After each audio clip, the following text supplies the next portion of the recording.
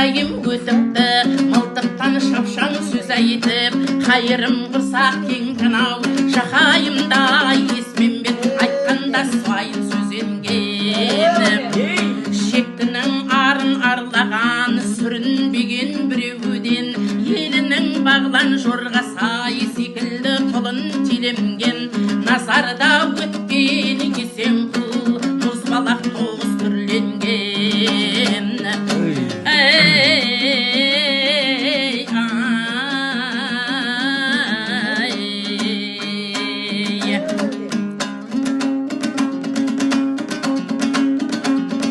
жараңдар кеңес жасаян үш будаптар қағазға ақмаққа таяқ деген бар ақылға нұсқа сабазға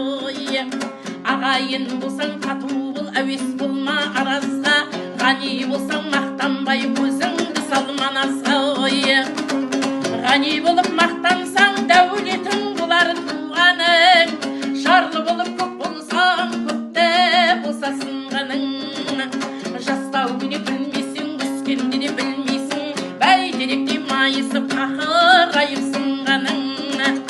шақырып құрмет етпесе қыдырып барма есікке шақырған себеп болмайды тәңір жазған есікке ақсақалы болмас ауылға өз алдына қонбаған ердің егері сол болар айтқан сөзден танбаған жақсы адамның белгісі сөзі шықпайды шашауға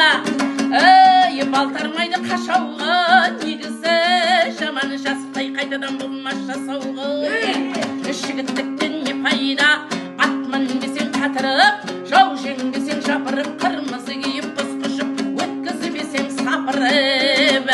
қызғыны жоқ жігіттен кемпірменен шаларытып шалғырада отырып сөз сөйлейді лапырып қызды көркем көрсеткен мінездің ауыр салмағы